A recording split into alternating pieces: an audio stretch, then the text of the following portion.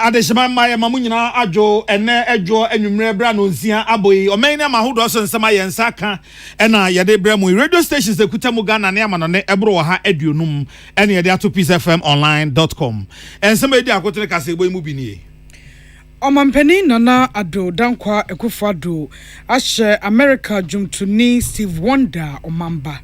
Stevie Wonder has touched the lives of countless individuals and left an indelible mark on our collective consciousness. Omampeni Kronwa bo MPP parliamentary candidates neba kudin say one koye NIBMD enkrofo ahyase e kasa ho. Yenuanom asay binti won sabo enye adwuma yie na no nti e wo selfie na yi finfiri woni padua mo e fra ne dialysis no e fa akoso kolebu asan adani a yatum yebe kom potamu abekobusa omanfo senyina mo ahoden no e ho nsam te sensesei e wo mo ho dum so na da kokoetimi dum ne be 5 times 7 times ya ne show de ye ukunu kura ba ho kura na opam kukuo mahene so aka kire posifo se nanu asem no esi ye wo voter registration center no omoma omhonya ha e wo hwehwemu a wo ye ho enkwada mienu awuya ya eja ya tofie bi mu e wo achimdanti ensem bi ka wenum ho a ye de somonwumre se Peace FM no nsia kase na aside wo mu ya de ma Osons chemist abusia ono na de Osons garlic capsules and afi Osons baby gripe water abedwa so MTN siga na say baby abedro bi asem nkum hata wonko ade ne na MTN so ewo ho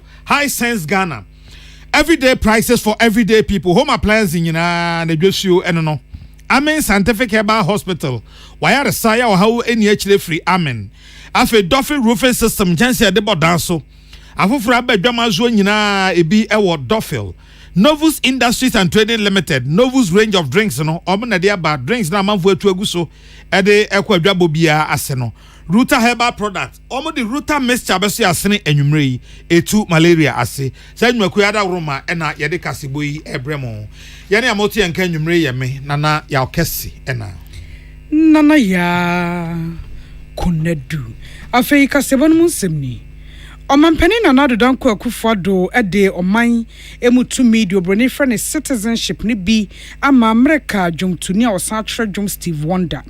Edi say Steve Wonder okuta dual citizenship a no ya America ni ya Ghana ni. Omampeni kasa wo ho no wachechem de ache se bibremu ade hye bebre woni ase bi nto akopie nkrofo aman so na won kondo so obesa tena omayi mu ebi mo so adwuma ahodo bi do omabo my Ghana mu omani aba beka eti o missionaries e wo posifo wa lawyer for wa dokotafo apomdi adwuma ye fo woni otwere nsem ye wo woni a eto dwom atwere dwom ene ayesem ebi te se George Padmore nom afei o se ono kra sei kane Mampeni Kwame Nkrumah na ne twetwero mutwa Bob Marley eyire Rita Marley ya sei waba bebo ne sesen ewo eburi ewo Ghana ha sei eni ekukudam bebre ebi ene WEB Dubosa oye nimdifo mapayi nimno na owuye mpo ma yesie no ha Omampeni Nana Ado sisi abo Steve Wonder dia eka sempi wode ne dwom a woto ye tumi wo mu ni to enchen a wabobra adi adwuma ebru evie aduosi amfaso bebre ewo ne so na nanyom ka akoma owadoma kyede enu achi onipa ye ne fa ahodie se onipa benya kyefa panso so dakrachi akoma so we nyina nti so oje penate na my Ghana mu ne aye ne Ghana ni aye ne Ghana de hia na kyere gidie ne arehemu akrofo wo my Ghana mu ene ya bakosam ene abibima bakosam a yekura mu twitwe Stevie Wonder has touched the lives of countless individuals and left an indelible mark on our collective consciousness. By conferring Ghanaian citizenship on him, we not only recognize his immense talent and achievements, but also acknowledge his deep connection to the African continent and his tireless efforts to promote unity, solidarity, and cultural exchanges among all peoples of African descent. His decision to become a citizen of Ghana is a testament to his profound respect and admiration for our nation's history, culture, and values. As we welcome Stevie Wonder into the Ghanaian family, let us draw inspiration from his legacy and strive to build a future where creativity flourishes, diversity is celebrated, and the bonds of brotherhood and sisterhood transcend all differences. His welcome represents a vivid manifestation of the goals of the Year of Return, which we commemorated in 2019, as a bridge between the African peoples on both sides of the Atlantic. Steve Wonder so Akan say. And for years, since about 1972, I've talked about coming to Ghana to work with the Tutsi fly and sleeping blindness. I talked about it when I had my project out, Talking Book, and in the visions. I've talked about Ghana throughout my years.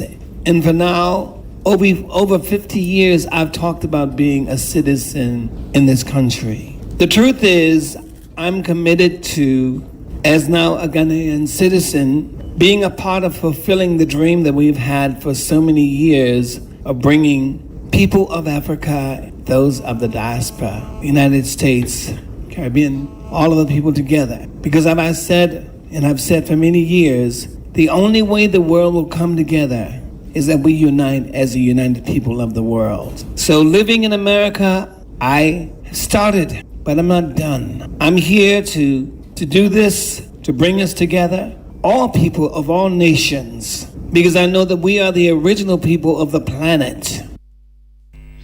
On the Payetsin and Yache America Jumtunia say, why Ghana and America this year, Steve Wonder.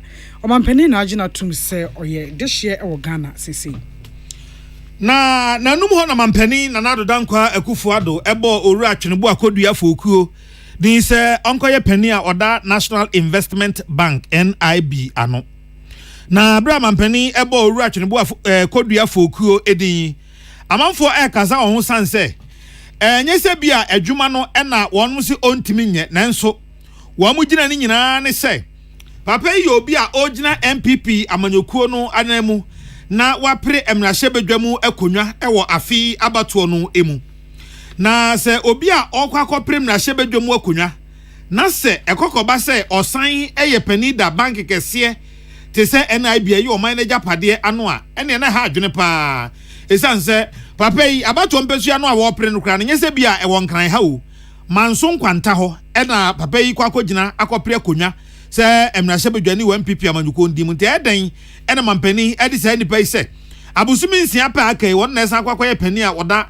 National Investment Bank ano wonmo a wakasa fa asem yi hu bi Imani Africa won Vice President Bryce Simons na wono de wochroto abefo enkrato kwan bi exeso ena woka say onu mom na adwene mu pa de obi a opre abemrahye bedwani eni senke ye de o ma adwuma ti sei kura esan ebefo ane so izan say onya adaje enhwe bank no a onyina yie no eba sanso so a ebe ha adwene pa edonkuma wa Ghana emrahye bedwa minority so ede wonu atum bia ka se omo ntiase se o manager pade bia mampani pese ode eye amanyosem na manyosem a mampani de ye ne se obi a oye MPP ni people na fe osan kwakogina apre akonwa se emrahye bedwani na omaye japade kese se mampani tam ede ahye ne nsa ha adwene pa etedom no so se wo mo empene so na hwan ni owura Tinubu akodu a fokuo ya ye ka nasemi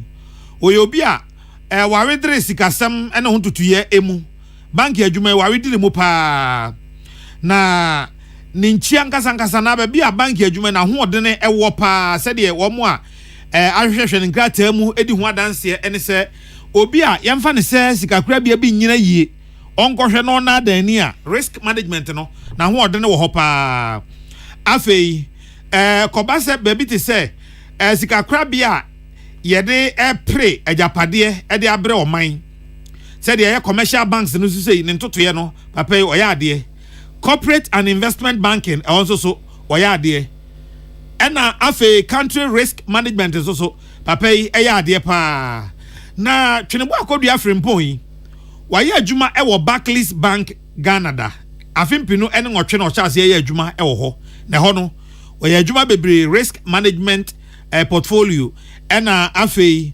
osan ekomu ababaye assistant vice president mpo wo de no eto enchen a papa yi asan aye adwuma ede ama banks ahodoɔ na ebra no ɔyɛ adwuma ɛma Barclays Ghana no na wɔn ma ɛhwɛ n'asemachi na report ma wɔn mo ɛyɛ country risk team a ɛwɔ London ɛne Johannesburg ofiri Barclays Bank no afimpinu ɛne edunsiam no ɔkɔ First National Bank Ghana Limited a ɛno so na ɛyɛ First Rand Bank a ne nchi efiri South Africa no ne nkrabata no mu baako sɛ penny a ɔkɔhwɛ bosia bɔ so head of credit na afei ora atwenebu akodua foku ayɛ kan okra Bachelor of Science degree Natural Resource Management Kwame Nkrumah Suapon kɛseɛ mu ɛna afei ɔsan ekura Master of Business Administration in Finance and onya free University of Wales papai ɔsan esua adeɛ enya abodin krata Commercial Credit Risk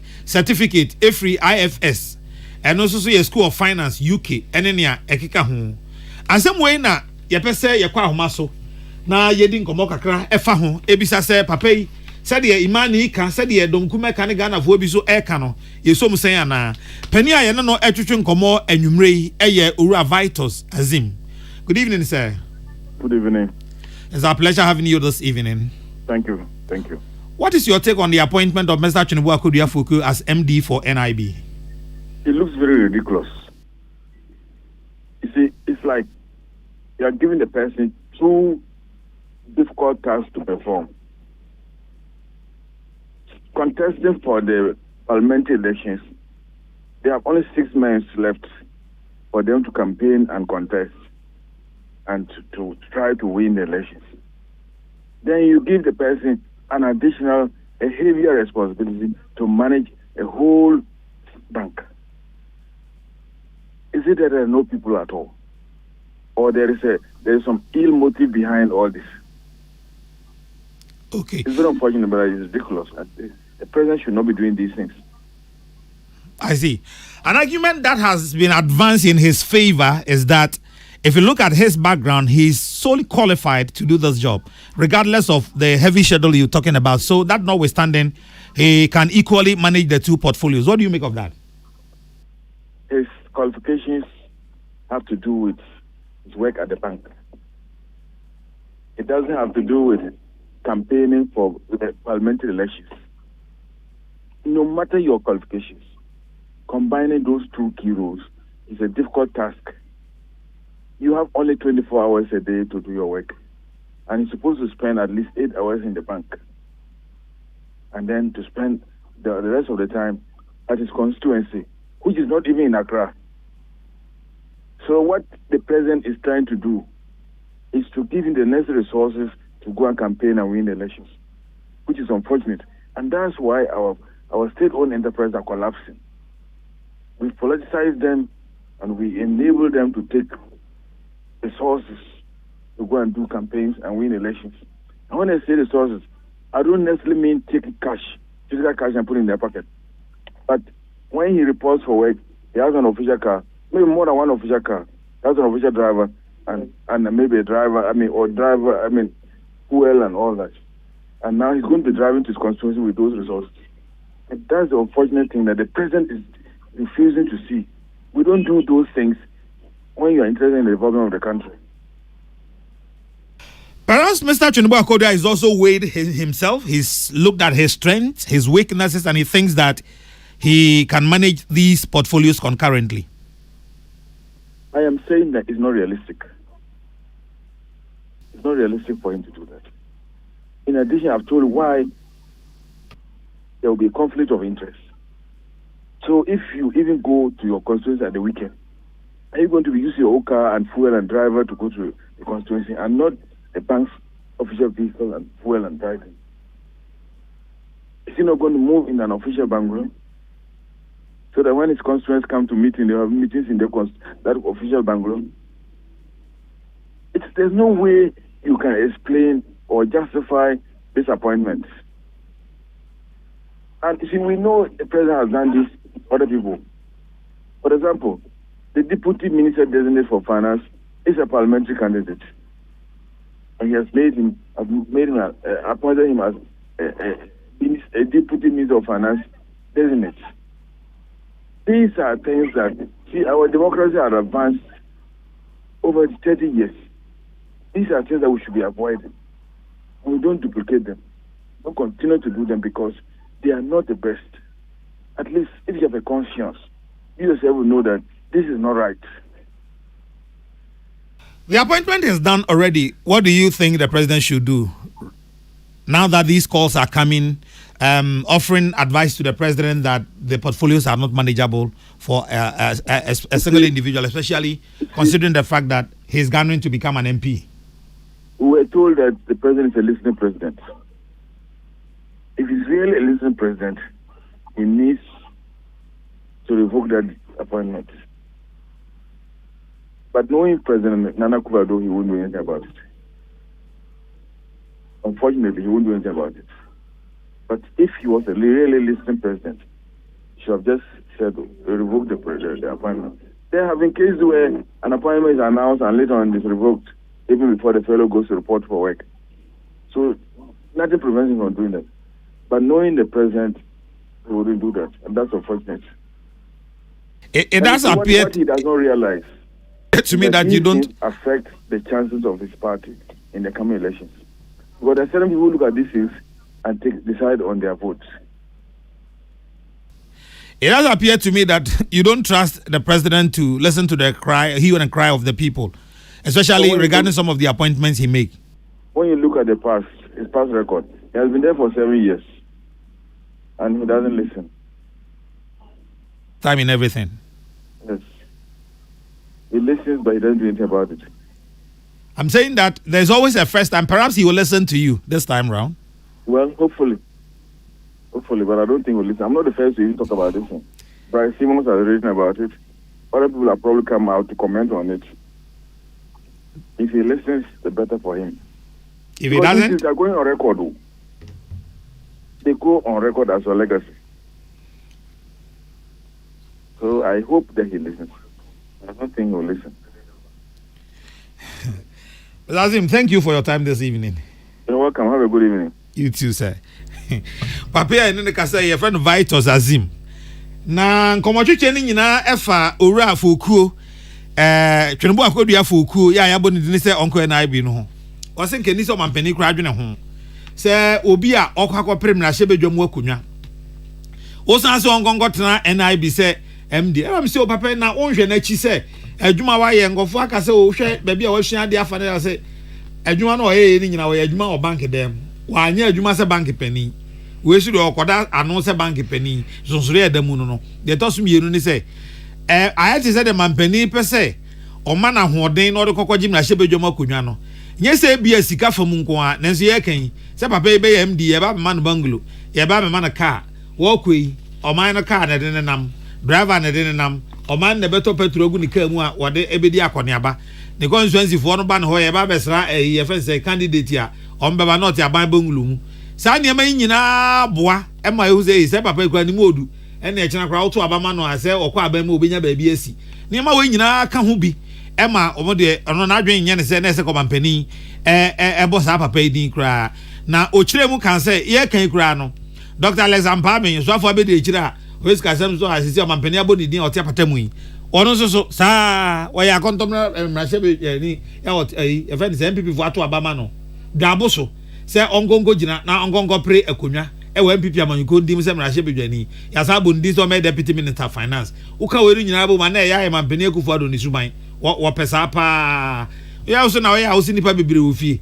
de o Mampani ye as obi ani fie bi sa no o pesa no onya za de no am so ti de wo kan se bi Mampani betie no as hwan wonye Mampani yenim no sa no wote wo kan obetie se ya so onye ho hwe am so se ne bibia ya wona hyase ntie bia na de wo kan ne wo de ba be so Ghana fo nyina hwe se ozi ade metie no se a wo ye ne sa de anka be bo no a na wa anye so a koho nkrata mu a kire se Mampani betra kunwa so no nneema wo ye digya o man na binie enti Mampani Akufo-Addo de bibi se pa de nya na asem o wo be ka nya de obefi ukra so tie de a ye de nyame ase wantie so a ye nyina ye wa ha se ye hwe na mum ono Vitus Azim de ogidi se appointment we na ni se nka Mampani oye ye ko ensem foforo so enipa bebre ayare ya won kidna na won sabo ene ho aba asem na se eba asam na duru tebia bia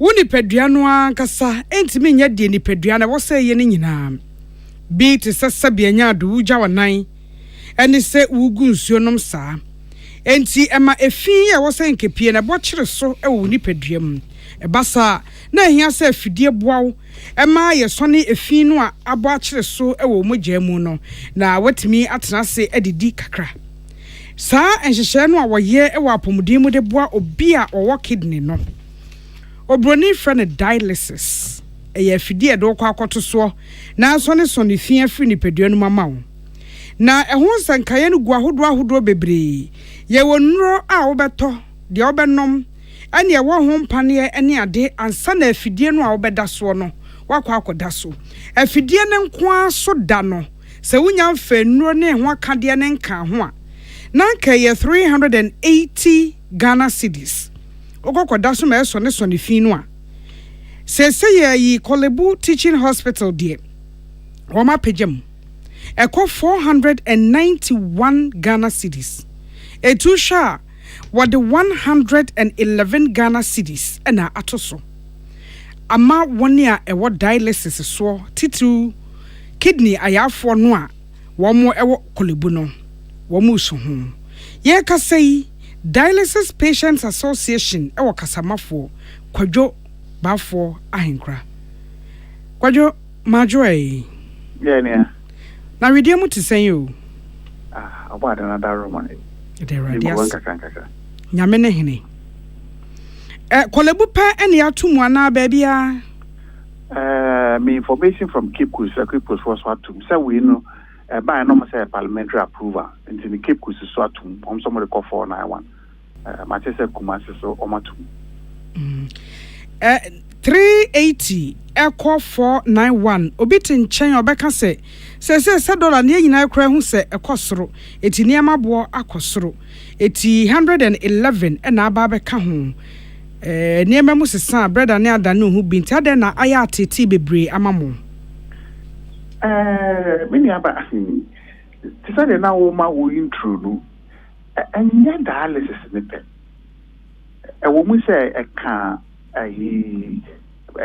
process no ho ba anya no pe wo na anu 3 na 383 kura so na yesu and from also bi wo so ba mi ensa na wotwe bi na wotwe bi ba mienu na wotwe na ubetua president 380 busa ponya 380 bi 491 o kam yinu boma o na almost 900 asahin o pani a obawo mai wadura ba no mai yesu isabi yaye we tru ntimi didi duani bia sa akeke ya na ye wo special diet nkaka etino sada o kan akatuala mu ya most of us ni aso so nya adwuma because awodi ni wa de ba ko ya adwuma obi a u defend wo obi so ana se obi na ehwe kakra ne ade na se ge tumbu sana aha dwen tumbu sana aha dwen and me no ka se ade omo fiada na omo hyase fiada nwumre ba sa amre ya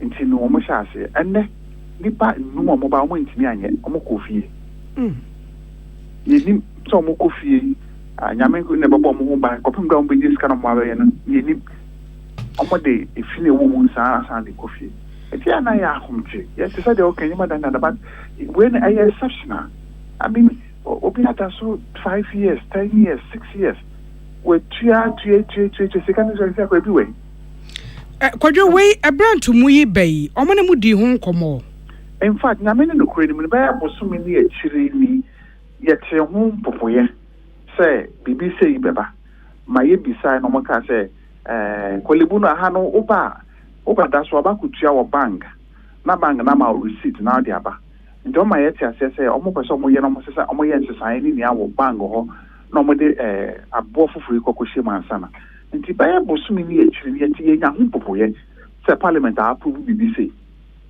nti ye nya ho popoye but se na yedim se be sase ena na o chan yini efiada no kra na ye ba ye no efiada na no pa ni 380 ekwa na numre mu ho na efofuri ibaye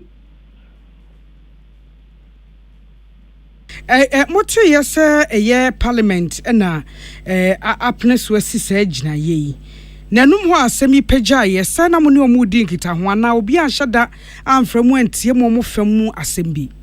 Oh, you know, we don't maybe cram in Parliament House. Time minister no be ready, and you're for free. That I know. Obey crying, you call me could you get a woman, what shall say? Or my shakulibu say, or Monday, a year 318, and then a year, the no Monja that I know, or Monji and one until say, I buy better to Yama. Internet to say, you will, I can you say, yeah, a bank card, the back or say, health insurance and so on, because and when I hear fight for. Yeah, you near a buying a do uncommon, any doctor Kubo and where to do uncommon, if I say in Quebec, am I? And then I do uncommon. And I young, you just say you knew uncommon women in CP, and we about Chevy. This is a mobile. Not a Parliamentary Select Committee on Health, no. Now, a day, I wish I did go to be say. I tell someone on Mama to ye Mwaba. Yes, from Moshe. I'm a bro for me. Yes, wrong, but Parliament or recess. Until on to say, don't be resume, I bet you be one. And Bago Susre said the idea soon. I don't want you more. Because you see, I know, Kolibu Unkra receipts now. I tell us what you are 491. I have found 12 years. It is more decisions. Me, best as I don't force you more. Because intimate, I make us an any pan no mobile, no money as Uncle for me to my analysis. I don't find you more because he said you're 2 years. You need a beer echo. You need a beer echo. You need a beer echo. You be a queer sabbatical. Said the best as I don't forget a Wakaka. Nay, a sra mind to say, yes, Serano. That you will almost no one can want some now. Maybe I make us say, Yena, 2 years, or one animal. My bebo, Ubi news, I say, it's a malaria. Here we are, but it's a malaria, Panabo, Kuala, the figures, a bell, mobile crack. And yesterday, almost sitting a na ama, we a Twitter. I want to call national health insurance. That's a premium, I get to cry the son on the 2 year premium, whatever. I think they need a bit magic to me, it's a premium. No. Na akwa national health insurance so na my ye car and na ya two or Chinese ni ya two na ya so nya pomodin kakra wo de ye obi abewu but na ka we bet ma so emu kakra ama ye just na se yeah wo man it na hye ma kakra yeah friend saying ye wo ni anu kakra it ma hye mo kakra yes re omo modin an tro mo ni be hye sa de na fi de ya aginsem yes ro ma Kwadwo nwumre ye da se abzan for kwadwo ba for ahenkra President Dialysis Patients Association yenuanom a ewo kidney ho haw no moda dialysis so na ye ka yesem efimra hyebedwam eti yankwa ne ranking member ewo health apomuden committee ne so ewo mra hyebedwam onmunyamfo kwabena minta akando eni komo kakra honorable Majoe ya mini aba na ne mamu tisen yo na mi ando ede radiasi dialysis ntumu no enya ye adwuma me pacho yesi gina ni free mu what ne sa se so bin prayer sign aban omudi samone a na mo to bi dia hye no na sane parliament di adwuma ni parliament enko adwuma ko bia mu nkoka se esefata se wo se moje bo sei ana moje bo sei na mum di ye ne se the agencies ajumakuo no ana ministry no ajumakuo no ebeka se ye pese ye gebo sei na mo de akoma mo ministry na ministry de akoma ministry of finance na finance funds de aba parliament do ma hwehwe mu se ye nyintum ana ye nyintum nti ne tentin ni tete nyina ze pese me kacha woni se a free aban ho and buy that's the first thing that was what you have to do you know dia tosu minu ni se amra fa nkomodie sha se ba so be kai a didi kan kolebufo eba beji ebuo bi a na animra kwem emi be ka ho asem mo mo hwe fine ba so kai be kai pa very good and na tosu minu jempe no so chen dia tosu minu fa ni se sa di we eba ye no and under normal circumstances, no, I was about the health committee. Near Bobo and Sanako committee be a substantial legislation committee. Ankobanisa, Amba Health Committee, and the Court of Legislation Committee straight. And I may call Social Legislation Committee Chairman or SCT our position, Honorable Ayeni, X-ray, no say. We are against the increment of dialysis services in this country. And Omoji Yapini. Inti Emra Committee no Tia or Mode Sadi and Bawo Mudimuno. The chairman catcher me said committee na yan to Muse Yen to Buonimu. Yen committee ni can say a 2 taxes be a good regents no soa. Yen ko yi a 2 free so name ko a buono mojino Munsa so. This is what happened at the committee level. Into being at the committee level, no, or can't say what Jane to movie atumu at the committee level.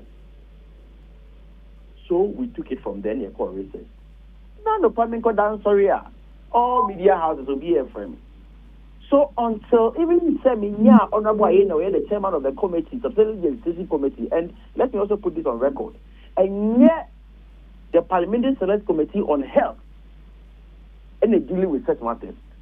And yet the Subsidiary Legislation Committee in the dealing with such matters. And area my chairman Nekafai and said, no way, BB and to at the committee level until say Yaba recess. In Timiniaba, some impaired Biasa. The year Kenya a day party see a buying who quite fair. Sanko Fukui or Muyamobo.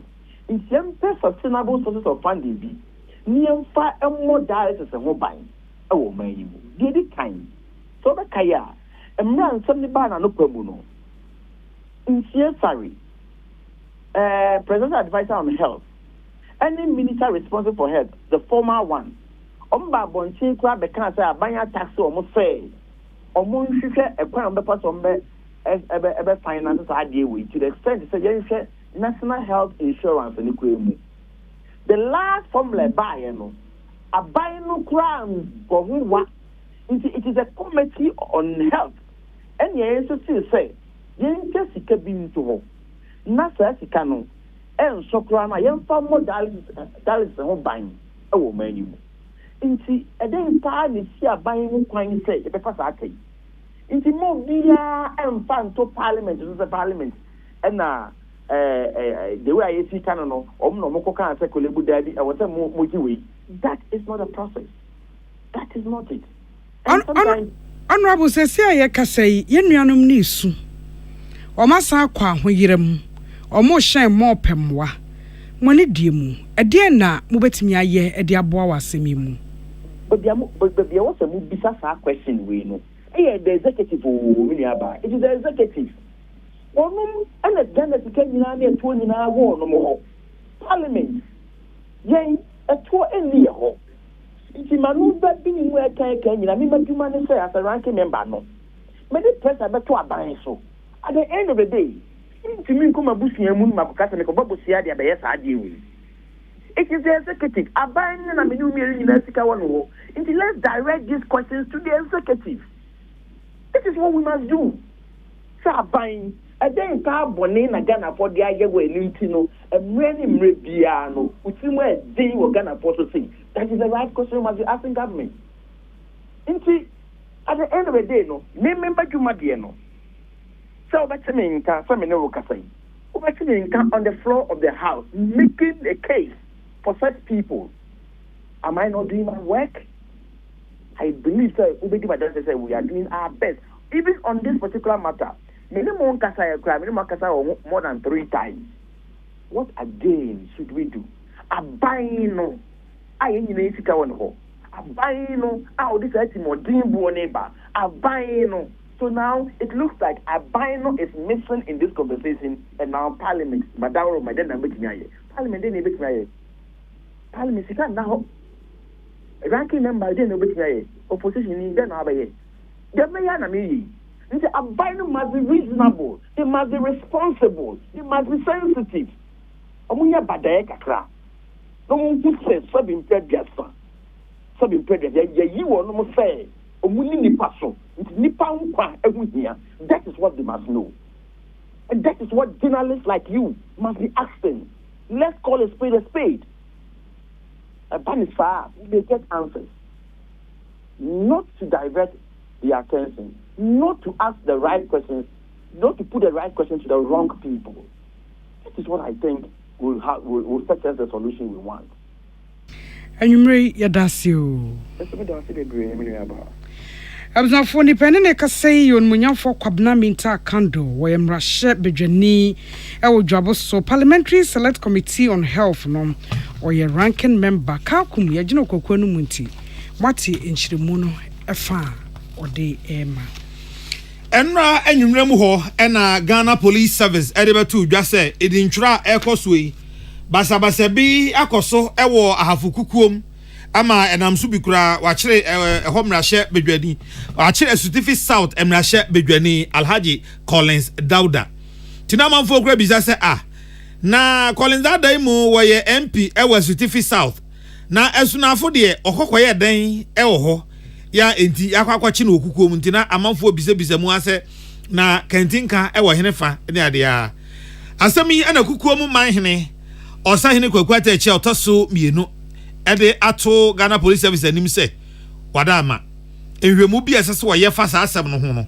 wonya ne tentem se be ya ye behunu ba bi a ye de asem no ebeto na yasra ewura se na da Roma ka yapese ye no etwetwe enkomo kakra ewo sa asemi eho na ye ka sei ansakra ne ye de kasebo yi ba nwumre ya na ja me frɛ Stevie South emrahye bedwani kantinka Collins Dauda bisa ne se kantinka na oda so da police kukumu ana se ede eja ya ma be pebeli bi ama se eja me nua pani ma hamini wo suo kantinka behwei fufuo bi aya wo ama me amisi ha ne abunoburu bi ami die ne nye adeketo anti esi a owo me hame onna police kuku bi ya mu enkyere no si yo yate ye de nyame ase nyame adom yensa aka kukuo mu manhene osahene kwaku atachi otoso mienu ewa ahoma so mira wadaro ma Peace FM kasi eboso ni emo wadwo ye da se papa mira wo de atudwa se Ghana Police Service enye hwehwemu no ntem emfa asem we si ye ndo se wachire Collins Dauda no eho mpacho wo wadaro ma pado se just otina anami share all those involved Collins Dauda na Kopoku from some Korea and so on. Edi me share woman na menowa kasa. So far no Kukum citizens no party. Nobody was involved. Na just say one way free outside Kukum na buy no NDC and NPP near Womba Koso no hano. Enuna me pese in future being unhappy. Na so will be free in the area and maha ama me koso sa aboknusa. So it is a no me make sure says any may be NCBO. Na bibi ya firm because near a bias is a government MLE.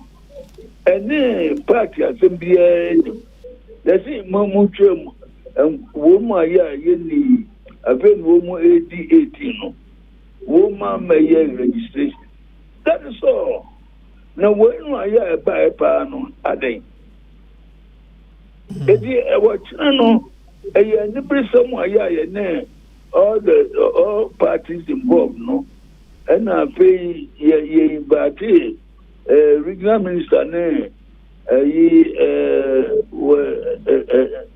MPs no and municipal chief executive ne ya wono so esnafo sag no ya wotina whatever happens no after 3 o'clock no tomorrow India you bet me a mamo update. Yo mira na me juwa no si na che se de wo kan meti asie yi a enka basabasa no ekọ so e wo kukuom no enya wade hye Debi one year, oh, I just Nipa, Womo, a Sukipisa, I'm going to be near Mehame, Dadia Suaba and so on. Woman, a work called Delta area, and near Wowo, Sankoreno. Ergopoku. Yes. Nane, what are Roma? Yeah, woman, now woman, back also side disturbances. Natural say, Nana, Mr. with the Mr. and Nidia Casaka. Natural say, I go for free. Daba Mehame Sien Chemne, a wafa Dantano Pom what the Bakukum. Oh, yes, sir, no. Titil I Kumono, a Yana versus a no, a snafu capital. Oh, it did registration, no, na a course, na a bayukum, and I said the woman didn't Parababa. Enti one more free pom hono. One more basso or betro on the kukum who are also or basse or besakasaka. Oh, the woman, yes, woman by kukum because I wanna police, you know, one more center no kukum. Oh, and I feel so. I wanna. Woman church, you know, one more penny, one war. A woman to Baba Kukum because Kukum is the capital. Now, the America can say, so be war, Mahame, Saint James Sunqua, that town on the Pomua, or no, or Baka could only do what she did, and so no was to TV South. Aha! And a woman, Kukum, a woman, but this is. Just watching a Bama mania bree. Amam no more Akan. Near woman back criminal. We would like to know. Sir, now, we know. Now, when I'm not here, I buy no. Party, no. And I'm saying NDC. And no, we are one person. Woman, afar, all the constituencies, no. It will woman back. Oh. Say a woman a what strong man, won't be back room. About the follow up, really, in the Pabiapa. I don't know. We would like to find out why, woman a back room, and not a bit feeding. Nane, naturally, say, and call for the man for Bakukum say, one metro on D Wabra, one free kukumukra. That woman from just a panel from the police. So, woman, you could come. Now, a union calling Delta, one day, honorable calling Delta, it's number. Calling Delta, it's number because, in the Panua, woman, Bakukuno. Because, when you know only the NDC, you know, and one thing we are interested so what they woman ever group. I beg register. See. Nana, are you quiet no? Ya pomo. Yes. Yes, Sabra. Maybe I know I hear by you know. Obo say, sir, MPs no. Woman arashi abakuku. Because woman say bet me a woman nipa woman ordinary and then woman yeah indeed. Na yet woman abakuku. No, we would like to stop this. Oh. Mira, wadaroma, yesu na for south hoi. Sankore, titiro, Sankore, yabo Sankore dia. Yenka sempam fam nanti ya Sankore ho, yesi to drasem efri ho. And as I say, yedi kukuo mu nso ba beka ho. Na once a bibiano one more Sankore ya na one more member the security man in Yamano, just a book room. do bonds a Dukumaba.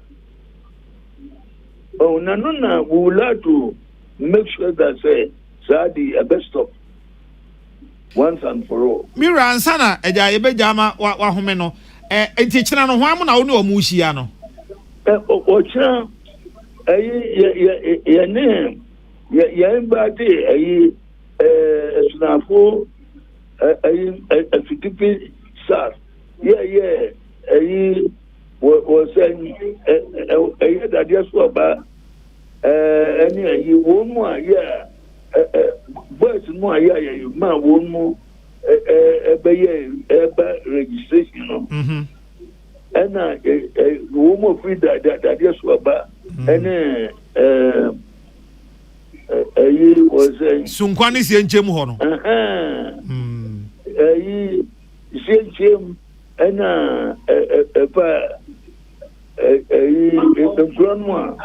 And grandma, yeah, one. A war as an north south, and yet woman baba, and a woman to please I'm going to buy the baba, and a couple, the other couple wants to baba. Once a year, a young man, a teacher, no woman teacher, no, at the day and second near my ear, you know, one will pick up on you. Ofrikwapo no bepra okukum. That is it. I don't know, just say anybody woman lead one woman free outside Kukum Center no. Abaya registration no. Anybody one no more just strong man yeah, you know what will pick up.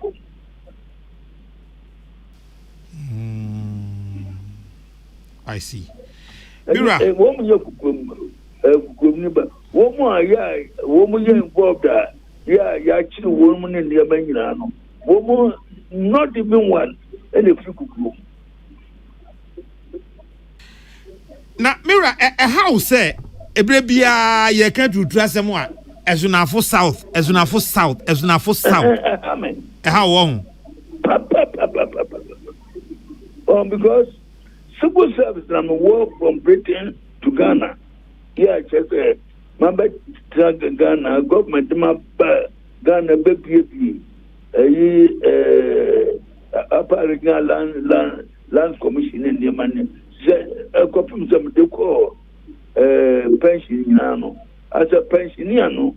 Yeah, and then my pension maybe no. I don't want this sort of thing to go on like this. Mira, ya do ase ne wada age anwumre nyame ya admo ochena e bese aba ocham num bakata nania ya kosie num ya momati wada uruma me bobo prince commanders no and them no moshia na they are all involved. Mira ne obo ade do ochena dum ye ne a ye bese aba na ye ne ewura bekasa yo osahene kwaku atachi otoso mienu kukuomu manhene ene ye no twetwe nkomo efa basabasa no a esiye ewo esunafo south a ochire se ochire emrahye bedwani o Stevie south Alhaji Collins Dauda no se na medi kan aka no ebra de kasebo yi eba no me na Alhaji Collins Dauda ekasae ofie nti omo a omo se oda so wo polisi kukum no papa e woni polisi kukum woni fie e o mehame se ye kasai Yemra anafo fem hey Budumburam ewo Gomua East Mesnimu ewo fifi mantamu contractor ye kwan awia ye kase boso ye bo mamane se contractor wo ye kwan na dwiridwiri kwan no so ba bia ko ta kakra tuatua no adwiri ni nyina anu asuma nwia gu kotia etia kwan ni ndam sa manfo kwa agise woto omboa kaninya enu akwa akodu nti ama manfo obre ene nsuo so ehwa ye din sansa de pipe nhoma na so lines no womo asenu enti na manfo kasa epemwa do mo kabini Finance traffic also that. Think imagine say we one side no. Nanka mo man yam for one side and some na be one side. This is ya mo to one side. And a coin mo pasa mo broken no ground and some person mo. Because we one side and not at ya for one side. But mo broken in Adama. Yes, you battery. Ashase ni nyina na traffic wo so dada. Nti nke se omo be ya ma ye omo be ye. Nanso nke se omo ye fa wie ansa na omo be ye fa. Se omo tu ni nyina bom. Nti esre omo hwe na omo nya hu bibi ma ye. Yeah, what break wa de ye bre papa. The traffic mu be 3 hours e bu se the traffic because e kwan omo ye. He says ngo be so omo ye baby ba akọ. Na omo ja omo ye the other half so my na it's very fast. Omo tu ni nyina gumba sa na mfutru su ku ye. Kwan ya omo ye. Madri kwan na isi aye unkase no kran hu bebi ombefa na isi ama traffic pa say traffic utumi jan traffic mbe 3 hours ade tamena be koku ufifie tamena be koku do adwumem o ba fie so time timi sere na ade ba ko ne say ye pipes no omudwiri kwan no oma pipes ni nyina be 2 weeks ni nsuo enflow obudumburam enya ye ti ye yo manfo bi e obudumburam na yenkoi ne ne mpanifo a eni amansan di nkita ho wo kwan ne kwantempo aso ye no mu Nasir Ahmed Yati enkasa mi rapis FM so ni majoe ni ame mpacho me jonso me saso tia we tiefo na atiefo joso edase minimo asa wote ne no ayebo ye ne bi omanfo ye obudumburam se ekwan ne yie no yaka bibia funtum ama ise adan yo haw ne atete ehihye be na da kwan ne yie hu adaroma yo me da si bebre enimbre mefa we fidie so na masre amindful say omunya abotre man kakra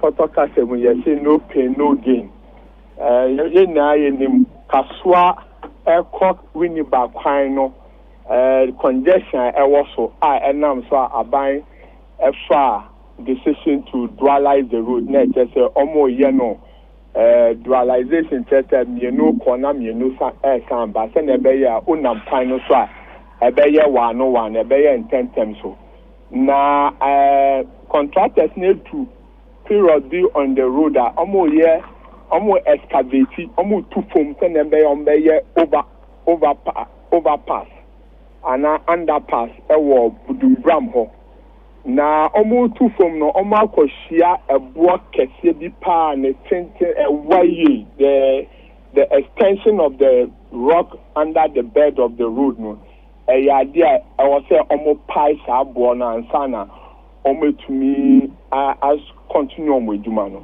sa budumbram ho no ombeye underpass or to say ne ewo dimples dancing ho no bia sa na ye be ye pepepe cars na ekọ akra no be fa ase na omo service lane be fa so ye be nya runabout ewo so na emnu na edi challenge katraba contractors na ye diversion into ye besre asenkanfo so omudu ho omundi diversions na contractors na ye no so ye hu say diversion no ma ye no enye enough into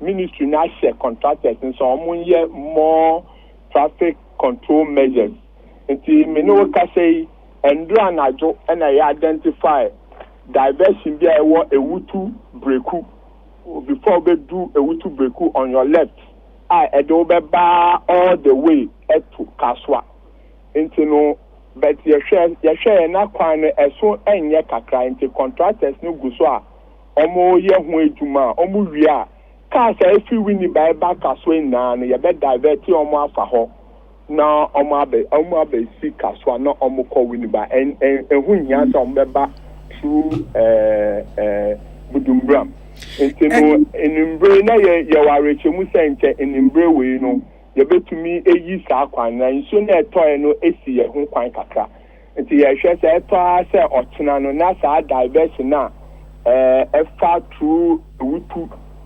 eba besi Kaswa ho bebi no na ye tumi eyi sa kwan na efi ho ye mu se ye tumi ye sa diversion na ebema asenkanfo ho ahehe omo kakra ewo kwan no so amede omunya abotre mayen yo amede se so omunya abotre kra de no mbaye monya ya wi asam ne se yen yesusu kakra no na ye beyi kwan a ye dinka ye bomu kwan diversion a wo kan ye kan bi ho asam eto na eti ye si kwan no na yayi bom kwan fofora obefa akọ na nsen ase minim sen hyehyɛ amone contractor for ne ye ena nka ho a asa sade eni ho biun enti yeyi kwantempon pa wo de hwebudumburam kwan yi ahye di ho akwani abanya hyenwa enipa eguponum nye nipa kuma etidie ne beba contractor bedwirigwiri kwan ni nyina fu the traffic beba yeya kwa obi anim se e the inconveniences beba enti eya yeye nhyehyeye kakra ebema omanfo ho han wo ebion kaswa kwan yi eye kwan a eye busy road enipa pii wo so yenimpa say technocrats and a war roads and highways enti mo wo bibia mo for feasibility studies a mo ye e de hu the traffic situation ni ade sa wo kasa driver for na pentem no kane no na ebia wo de don hwere baako ene twa saa kwan na say almost almost the 3 hours or expect to say ye kwan no traffic beba so but at least e kanya be 30 minutes traffic bi anya sa because omo feel say ya can bibia bom te say de nsa omo kwan yi contractor kan nyina bomu a wo yi say bi na no so ase ahyase enti ne ye bi sa say ene sesa ne be kono a na munsi kwan ne nkopɛ diversion foforo a yɛbɛka sa ha na obi emfa yɛsi kwan no sɛ de yɛyɛ nsa wo bypass no do obi emfa hɔ yɛ fansa wam kromo akosi sɛ yɛyɛ wie yɛ kɔ ne saa na muntimi nye bribia saa ɔmanfo ho bɛhan wɔn kakra ensuo so na etutu yi mini oba onim sɛ nsuo yɛ to ya wunti ɛna awsɛ contractors no edwuma na ɔmo yɛ no ɔmo ho ɛyɛ ntem kakra na sɛ na me sɛ kyerɛkyerɛ mu no Endra etia na omo ye say omo excavate that portion of the road omo koto rock kesia that road na say also omo pie no entina ama sa other than that na inte diversion omo the traffic control measures na omo the tool omo put in place na ye juma pa but enam challenge ya yenya no immediately entina make say ya director almost said they should find additional alternative measures so that we ease the suffering of the people. Okay. And I made sure say ye nya kwan ya eda ewutu breku a ebe si kaswa. Nti class every winnie ba ebe na no feature china yako ye divert some na fa ho because na be siemu ewo budumram na they don't follow the measures ayeda to kwan mu. And then you one lane different routes. That's say almost say ama nsuo so ma pipelines ni nyina so ye twetwam eti nsuo so wan ye dia mom 2 weeks and also ye pipelines ne koto ba before na ye connect ana. Well, no, dear, me patcho, it has not come to my attention. What can you be na? Me engineers are ashes. Bibis our ho na ahwe na atoto ni. But them ba my attention for now. Yeah, that's not the crocra no of ankonsa omo kwan. Pylons na esisi wo no. E ho na besia na ye yes baby foforo. Oh, say ye be yes baby foforo, but usually ni ye kwan a pylons ni ye friend ni say ye relocate service lane to say insuo ni kania ni telephone homan sa nyaman na no eya ehon hihye no take time kakra na also wo twen na sa hihye ni na akosi ansa na waya ema ekwan na ye yi ni eketire nti usually no contractor ni take the lead say sa hihye ni toma na nkofo no abeyi sa nyaman nti na we hu ni sa but sa nyaman ni na yentumi construct kwan wa bra pylons ACC kwan fifi ni na no ye be yi nhihye no na enwie period na ewie period a ye be yi na efi kwan mu o say adan bebre wo ho a o say ye bubu say na be nya kwan eyi sa pylons yi akọ nkofo eni bi e ministry no court asem no wa court a untumi fa wo pe enkobubu dan no enyi pylons no enkoho nti court nhihye ministry no so ministry a yedi emra so nti kaka say ye sa nhihye ni na ekwewi a engineers be ba kwan so no me yi pylons na efi kwan Womu yi de siba ku bia ye hu so mu tu no kotia ekwan ne nche mu pe no adachi bia ye besan etu afiri ho ni bia na so mu tu atwemu ye. And I may tell say usually no say yeah kwan a I was say relocation of service lane a precede a kwan na ye you know. But usually no a dream be e be 6 months e call 1 year kwan na ye home man so because also obi dan e free ho on person ni dan e free ho. Until usually no contractor ni be take the lead no or ye ne duma wa bra ye sa litigation ye ni na ewie na say quite demwa na ye sanyama no ekọ nti na hu no sa no but very soon we say court cases na ekọ na ewe ya parlance na ye be yi free kwan no so na nana we de ma mimi sa papa yasem over yes sir parlance yasem ya wo kan wudru White House ofan ko ha ya wo hunu say ya shede ja middle lane back wo ho a ye de concrete aye gutter left and right and na ye see new ones ewo old ones in lane no emu a eno be si kwan fifi number 1 udru sapemana baby ti sapemana hwe overhead na si wo no ninchen per less than 10 meters and yes had the new one AC sa de aba amasaman enti de wo kan ye si o when wa ye si no so essence kwan no penti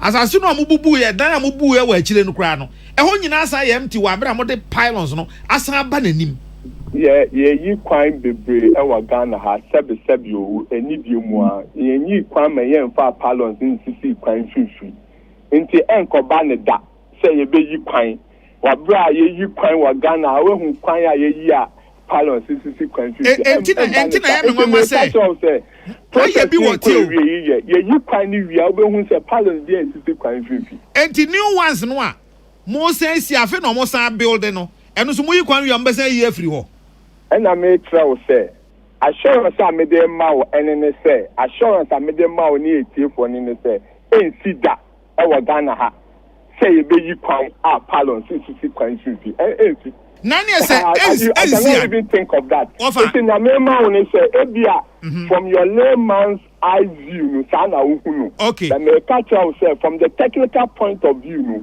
yensi kwan enwie ma uhu pylon such a major road like Ofanko to Insawom, then you see quite not pardon to see.